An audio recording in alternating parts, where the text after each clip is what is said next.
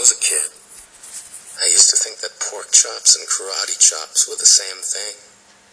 I thought they were both pork chops. And because my grandmother thought it was cute, and because they were my favorite, she let me keep doing it. Not really a big deal. One day, before I realized fat kids are not designed to climb trees, I fell out of a tree and bruised the right side of my body. I didn't want to tell my grandmother about it because I was scared I'd get in trouble for playing somewhere I shouldn't have been. A few days later, the gym teacher noticed the bruise and I got sent to the principal's office. From there, I was sent to another small room with a really nice lady who asked me all kinds of questions about my life at home. I saw no reason to lie. As far as I was concerned, life was pretty good. I told her whenever I'm sad, my grandmother gives me karate chops. This led to a full-scale investigation, and I was removed from the house for 3 days until they finally decided to ask how I got the bruises. News of this silly little story quickly spread through the school, and I earned my first nickname, Pork Chop.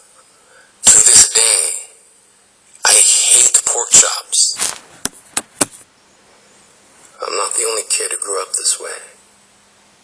Surrounded by people who used to say that rhyme about sticks and stones. As if broken bones hurt more than the names we got called, and we got called them all.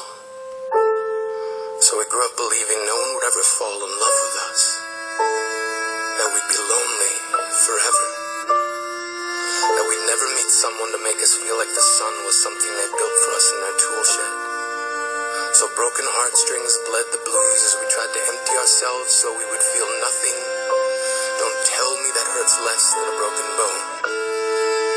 That an ingrown life is something surgeons can cut away, but there's no way for it to metastasize. It does. She was 8 years old. Our first day of grade 3 when she got called ugly. We both got moved to the back of class so we'd stop getting bombarded by spitballs. But the school halls were a battleground where we found ourselves outnumbered day after wretched day. We used to stay inside for recess because outside was worse.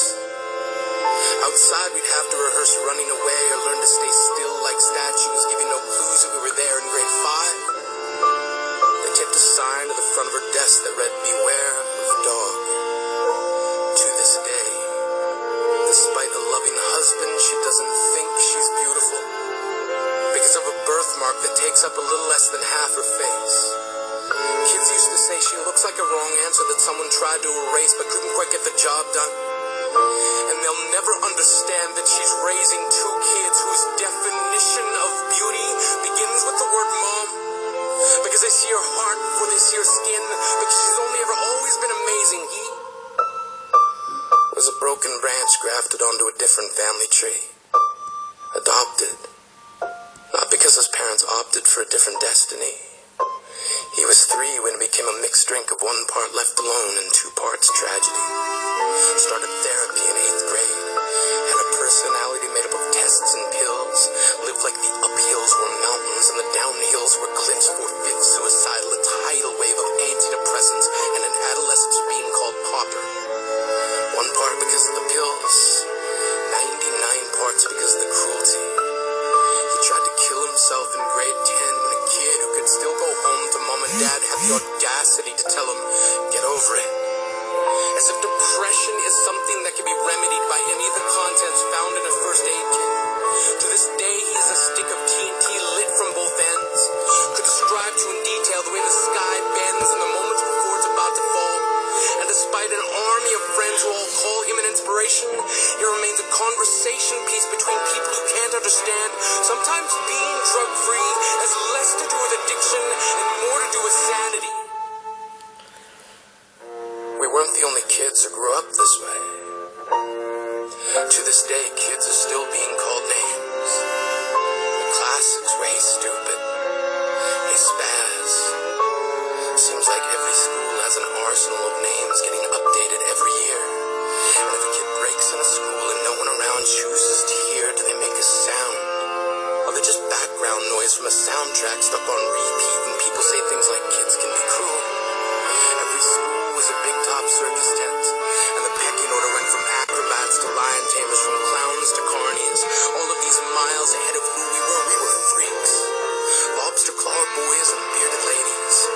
Oddities juggling depression and loneliness, playing solitaire, spinning the bottle, trying to kiss the wounded parts of ourselves and heal. But at night, while the others slept, we kept walking the tightrope. It was practice. Yes, some of us fell. But I want to tell them that all of this is just debris. Left over when we finally decide to smash all the things we thought we used to be. And if you can't see anything beautiful about yourself, get a better mirror. Look a little closer. Stare a little longer. Because there's something inside you that made you keep trying despite everyone who told you to quit.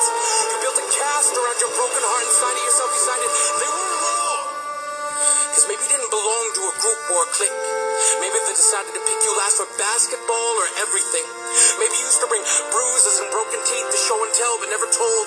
Because how can you hold your ground if everyone around you wants to bury you beneath it? You have to believe that they were wrong. They have to be wrong.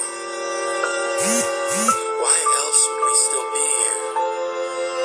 We grew up learning to cheer on the underdog because we see ourselves in them.